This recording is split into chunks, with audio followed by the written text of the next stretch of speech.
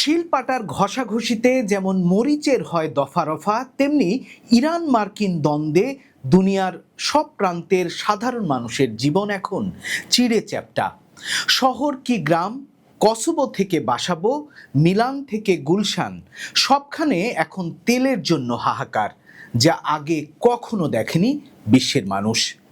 Iran মার্কিন আলোচনা পণ্ড হয়ে যাবার পর এখন ক্ষেপে টং হয়ে আছেন মার্কিন প্রেসিডেন্ট ডোনাল্ড ট্রাম্প। সেই রাগ আর ক্ষোভের আগুন গিয়ে পড়ছে আবারও সেই হরমুজের উপরেই। এমনিতে হরমুজ প্রণালীতে যুদ্ধের সময়টায় অবরোধ জারি করা থাকলেও কিছু বন্ধু দেশ যেমন বাংলাদেশ, ভারত, পাকিস্তানের জাহাজগুলোকে কিছুটা হলেও ছাড় দিচ্ছিল ইরান। কিন্তু এবার প্রেসিডেন্ট ট্রাম্প নির্দেশ দিয়েছেন হরমুজ প্রণালী থেকে কোনো জাহাজ ঢুকতে বা বেরোতে পারবে না। তেহরানের অর্থনীতির লাইফলাইন যে হরমুজ, সেখানেই আঘাত করার প্ল্যান বি কার্যকর করা শুরু করে দিয়েছে আমেরিকা। এর মধ্য দিয়ে হরমুজকে অবরুদ্ধ করে ইরানের মূল অর্থ ব্যবস্থার সরাসরি আঘাত হানার পরিকল্পনা নিলেন প্রেসিডেন্ট ট্রাম্প। মার্কিন ও মধ্যপ্রাচ্যের গণমাধ্যমগুলো বলছে হরমুজ প্রণালীতে ইরানের 4টি বন্দর, খার্ক আইল্যান্ড, বন্দর আব্বাস, জাস্ক টার্মিনাল এবং বন্দর খোমেনিকে অবরুদ্ধ করার রাস্তা ধরেছে আমেরিকা। এমনকি আরব উপসাগর ও ওমান উপসাগরে ইরানের বন্দরগুলোর বেলাতেও তা কার্যকর হবে। ফলে বোঝা যাচ্ছে হরমুজ প্রণালী এবং সাগর উপসাগরের 4 দিক থেকে ইরানকে আটকানোর চেষ্টা করছে আমেরিকা।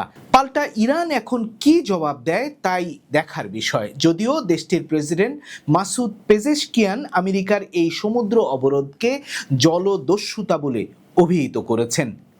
এখন এই অবরোধের জেরে যদি ইয়েমেনের হুতিরা পাল্টা ব্যবস্থা নেয় এবং লোহিত সাগরকে এডেন সাগর এবং ভারত মহাসাগরের সাথে সংযোগকারী বাব আল মান্দেব প্রণালী বন্ধ করে দেয়, তাহলে তেলের দাম চলতি সপ্তাহেই ব্যারেল প্রতি $150 উপর উঠে যেতে পারে। হরমুজে অবরোধ আর পাল্টা অবরোধের খেলায় জ্বালানি তেলের যে সামান্য সাপ্লাই পাওয়া যাচ্ছিল তাও বন্ধ হয়ে যাবে।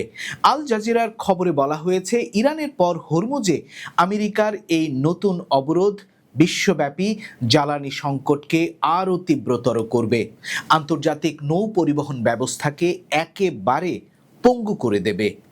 এখন কি আবার নতুন করে হরমুজ নিয়ে ইরানের সাথে যুদ্ধে জড়াবে আমেরিকা?